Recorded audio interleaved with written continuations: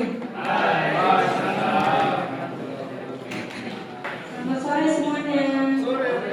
Salam sejahtera bagi kita semua. Pertama-tama izinkan saya untuk memperkenalkan rekan-rekan yang ada pada sesi 2 ini, yaitu saya sendiri selaku moderator Karisa Putri, terus lalu ada penyaji Andreas Aditya dan juru kameranya Fitri Alfiarsi.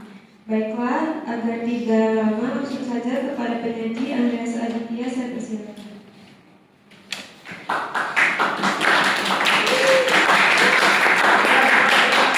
Baik, terima kasih atas waktu yang telah diberikan. Jadi di sini kami akan mempresentasikan tentang analisis data dan perumusan master plan di Desa Merpati, Kecamatan Tulip, Kabupaten Duren, Provinsi Kenari.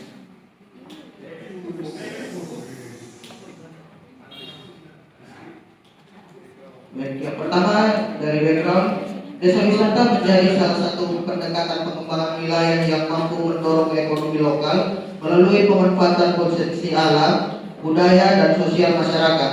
Desa Merpati, Kecamatan Tulip, Kabupaten Duren memiliki berbagai daya tarik yang belum dikelola secara optimal, seperti situs batu, kolam Tirta Nirmala, dan Taman Rimba Pantegalan. Ketiga potensi ini menawarkan nilai wisata berbasis sejarah, air, dan ekowisata yang dapat menjadi penggerak ekonomi desa apabila dikembangkan secara terpadu. Namun, keterbatasan infrastruktur, kurangnya promosi, dan belum adanya perencanaan menyeluruh menghambat pemanfaatan potensi tersebut. Oleh karena itu, penyusunan master plan diperlukan untuk memberikan arah pengembangan yang terukur dan berkelanjutan. Sebagai langkah awal, analisis data dilakukan untuk memahami kondisi existing desa sebagai dasar perumusan strategi pengembangan.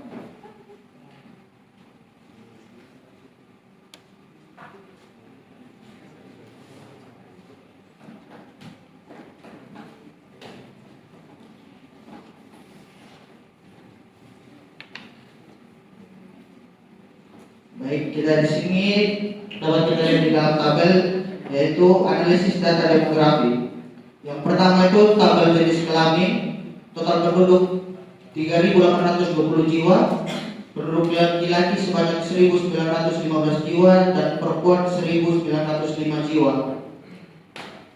Yang kedua, tabel status usia produktif, di mana usia produktif itu dari 15 tahun sampai 64 tahun dengan jumlah 2.660 orang, dan usia tidak produktif sebanyak 1.160 orang. Yang ketiga, tabel mata pencarian. Jenis pekerjaan yang pertama yaitu petani sebanyak 1.120 orang, sebagai peternak atau perikanan kolam sebanyak 430 orang, yang berprofesi sebagai pedagang atau UMKM sebanyak 520 orang, guru harian sebanyak 850 orang, pegawai swasta sebanyak 250 orang, pegawai negeri atau perangkat desa sebanyak 30 orang. Jenis pekerjaan lainnya seperti jasa pemandu wisata sebanyak 350 orang. Kemudian tabel selanjutnya yaitu tabel tingkat pendidikan. Tingkat pendidikan yang pertama yaitu yang tidak atau yang belum bersekolah sebanyak 685 orang, yang tingkat pendidikannya SD sebanyak 750 orang, SMP sebanyak 820 orang, SMA sebanyak 1.520 orang, diploma baik diploma 1 sampai diploma 3 sebanyak 15 orang, dan sarjana sebanyak 10 orang.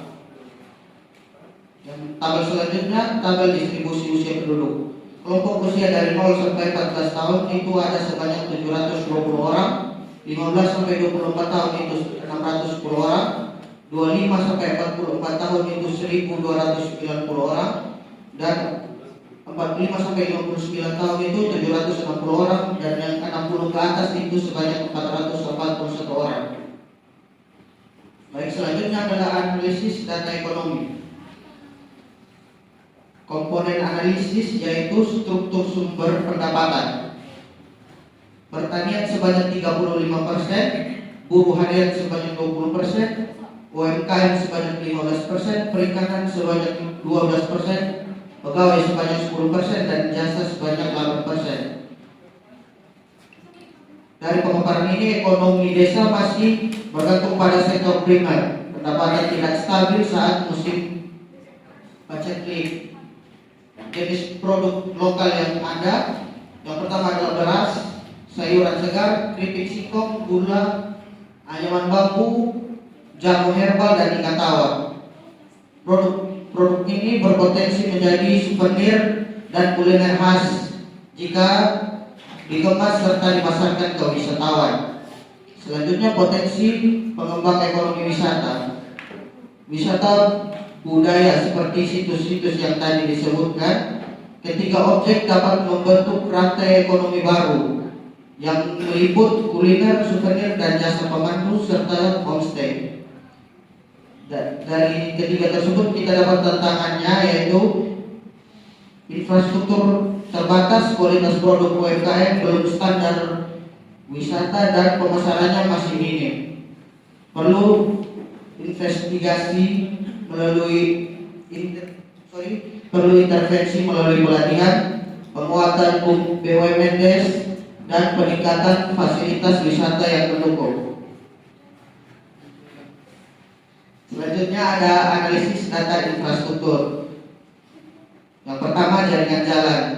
Kondisinya jalan desa sebagian sudah beraspal, selebihnya masih berupa jalan makadam menuju jalan makam dan menuju kawasan wisata. Permasalahannya akses ketiga objek wisata yang belum memadai, terutama pada saat hujan. Potensinya peningkatan kualitas jalan menuju situs batu, danau, dan kolam mata air. Infrastruktur yang kedua yaitu air bersih. Kondisinya sumber mata air di desa cukup stabil, tetapi distribusinya masih belum merata.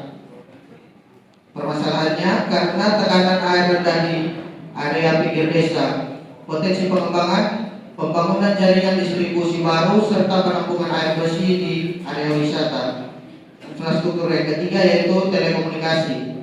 Sinyal seluler 4G tersedia di pusat desa, lemah di area hutan.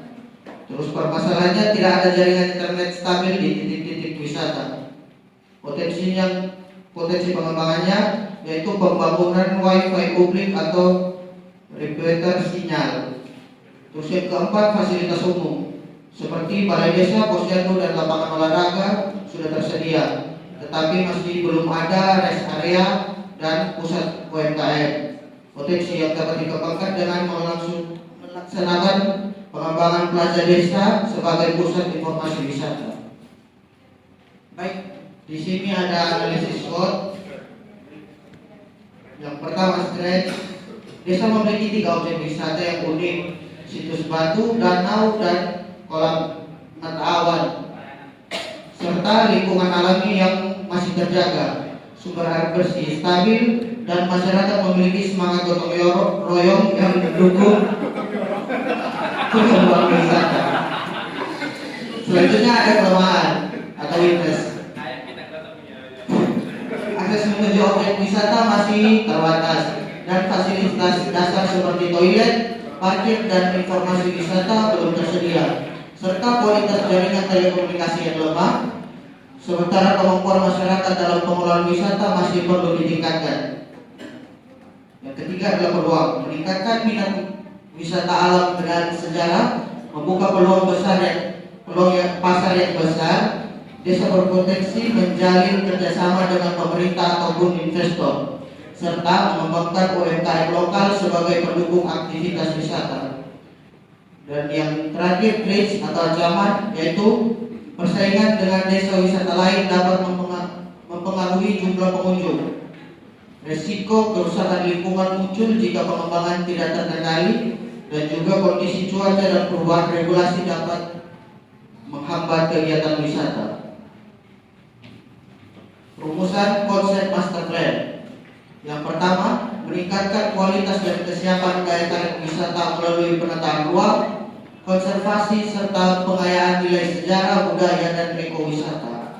Yang kedua, memastikan seluruh infrastruktur memenuhi standar pariwisata dan mendukung peningkatan jumlah kunjungan. Yang ketiga, mengoptimalkan peran masyarakat dalam setiap aspek pengelolaan agar tercipta community based tourism. Yang keempat, mengintegrasi narasi budaya, sejarah dan kearifan lokal sebagai identitas utama wisata desa. Yang kelima, mengembangkan identitas merek atau brand yang mencerminkan karakter unik dari ketiga lokasi wisata tersebut. Selanjutnya, visi dan misi. Visinya yaitu menjadi desa wisata terpadu yang unggul dalam pelestarian sejarah, pengelolaan alam dan pemberdayaan ekonomi masyarakat melalui pariwisata berkelanjutan. Visinya yaitu yang pertama, mengembangkan 3 kawasan wisata sesuai karakter masing-masing melalui penyediaan fasilitas infrastruktur dan aksesibilitas yang memadai. Yang kedua, meningkatkan kapasitas masyarakat dalam pengelolaan wisata, pelayanan, pemasaran dan pengembangan UMKM lokal. Yang ketiga, mendorong pelestarian lingkungan dan menjaga keaslian situs sejarah melalui regulasi, pengawasan dan tata kelola yang berkelanjutan. Dan yang keempat, menghadirkan pengalaman wisata yang edukatif, aman, ramah lingkungan dan memberi dampak ekonomi bagi seluruh warga daerah. Lanjut, konsep rencana tata ruang. Zona budidaya dan sejarah. Fungsinya yaitu melestarikan situs sejarah, bangunan sejarah, adat istiadat dan ruang budaya yang menjadi identitas desa. Contoh kegiatannya yaitu melakukan konservasi situs sejarah dan struktur peninggalan budaya, pembuatan jalur wisata budaya, pertunjukan seni tradisional dan upacara adat. Yang kedua yaitu zona wisata alam. Fungsinya untuk memanfaatkan bentang alam, vegetasi, air dan ekosistem untuk kegiatan wisata yang bersifat rekreasi dan edukatif. Contoh kegiatannya yaitu wisata trekking, jelajah alam dan edukasi lingkungan. Yang ketiga, zona ekonomi. Pusat kegiatan perdagangan, jasa UMKM dan fasilitas pendukung pariwisata. Contoh kegiatannya yaitu kegiatan jasa seperti persewaan alat wisata, transportasi lokal, dan biro perjalanan kecil. Yang keempat, zona industri kreatif. Fungsinya untuk mendukung inovasi dan aktivitas produksi kreatif berbasis budaya, alam dan kearifan lokal. Contoh kegiatannya yaitu galeri seni, ruang kreatif pemuda, coworking kecil. Selanjutnya adalah zona pemanfaatan lahan. Yang pertama adalah drainase lingkungan. Fungsinya untuk mencegah banjir dan genangan. Perbaikan saluran drainase di sekitar area wisata untuk menghindari genangan air, terutama pada musim hujan. Ini juga menjaga kenyamanan dan keamanan pengunjung. Yang kedua adalah pusat informasi wisata. Fungsinya untuk memberikan layanan informasi tentang buat wisata yang ada di sini. Penyedia pusat informasi terpadu yang menawarkan katalog wisata, paket wisata, informasi sejarah dan layanan konsultasi bagi pengunjung, sehingga memudahkan wisatawan dalam merencanakan aktivitas dan menjelajahi kawasan desa. Yang ketiga, rest area dan toilet. Fungsinya buat kenyamanan dan kebersihan. Fasilitas seperti fasilitas istirahat, toilet bersih, ruang bilas dan area duduk yang memenuhi standar wisata untuk meningkatkan kenyamanan, higienis dan kualitas pengalaman wisata selama berkunjung. Yang keempat, pembangunan homestay dan akomodasi desa. Fungsinya sebagai layanan menginap wisata. Penyedia homestay berbasis rumah warga dan standar kenyamanan wisata, mendukung lama tinggal wisatawan dan meningkatkan pendapatan masyarakat. Baik, yang selanjutnya adalah program prioritas berdasarkan sektor dan juga skala prioritas. Yang pertama, jangka pendek yaitu 1-2 tahun. Sektornya infrastruktur dasar, fasilitas wisata dan promosi digital. Programnya peningkatan jalan, pembangunan rest area dan pembuatan website dan media sosial desa wisata, serta promosi perdana destinasi. Jangka menengah yaitu 3-5 tahun, sektornya yaitu pengembangan atraksi wisata, ekonomi dan UMKM, infrastruktur dan wisata. Program prioritasnya yaitu revitalisasi situs-situs yang ada, pembangunan jalur trekking, dan pengembangan wisata air. Jangka panjang yaitu 5-10 tahun, sektornya tata kelola dan kelembagaan, hunian dan investasi, digitalisasi lanjutan dan keberlanjutan.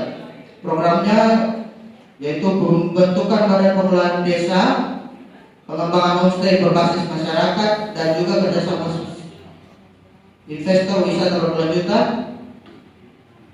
Selanjutnya ekosistem digital wisata terpadu, dan yang terakhir kurikulum budaya lokal, program konservasi jangka panjang. Mungkin sekian pemaparan dari kelompok kami.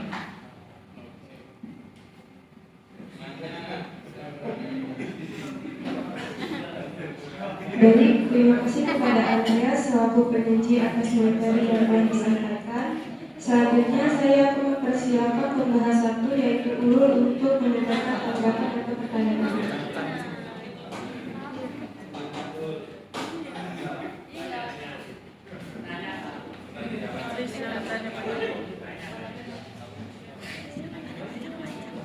Baik, terima kasih moderator atas waktu yang telah diberikan kepada saya. Mungkin di sini saya tidak akan bertanya, hanya memberikan masukan untuk bapak Anda. Mungkin sedikit review dari pemaparan yang telah disampaikan cukup rinci. Namun lebih baiknya ada beberapa yang ditambah sedikit lagi. Mungkin dalam hal rumusan master plan tadi terdapat tentang mengembangkan identitas merek atau branding yang mencerminkan karakter unik dari ketiga lokasi wisata. Mungkin hal ini lebih diperinci lagi bagaimana rebranding itu dibuat dan bagaimana konsep ke depan yang akan diterapkan.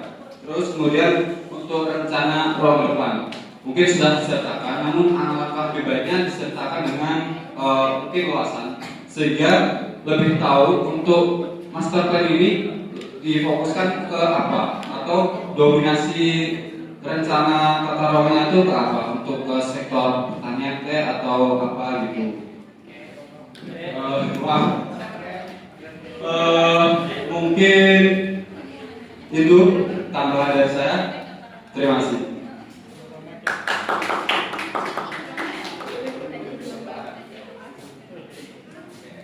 Baik, terima kasih kepada pembahas satu. Selanjutnya kepada pembahas dua, Fikri, saya persilakan.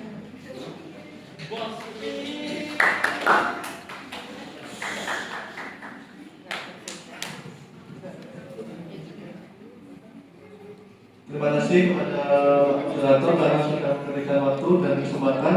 Nah, di sini saya tidak memberikan pertanyaan, tapi memberikan masukan juga, sama seperti saudara Nurul. Nah, untuk masukannya di konsep rumusan master plan itu hanya menyajikan analisis data ekonomi existingnya aja, terus harusnya itu adanya biaya estimasi bill of quantity. Terus yang kedua mungkin bisa didetailkan lagi, ditambahkan matriks SWOT.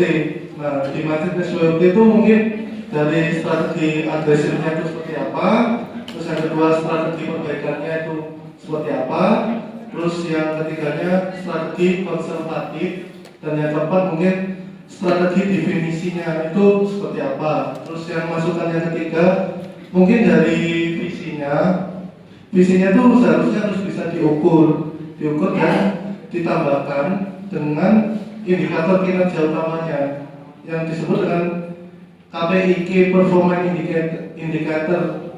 Nah, itu untuk mengukur keunggulan potensi desanya dan bagaimana desa itu untuk keberlanjutan selanjutnya. Terima kasih.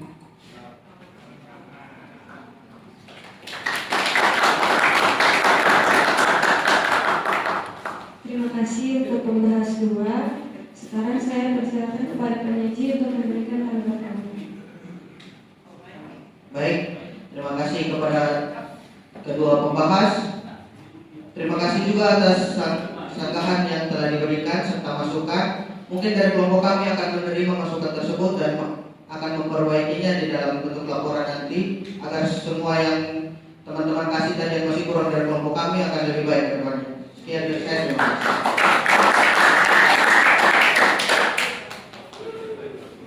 Demikianlah hasil diskusi dan juga penyampaian materi pada sesi 2 ini. Sebelumnya saya mau nyampein pantun suruh presentasi yang terakhir. Jadi mohon baik satu ke semuanya. Kalau berjalan menginjak bumi, kalau terbang menanjak awan. Sekian presentasi kami, silakan semua tetap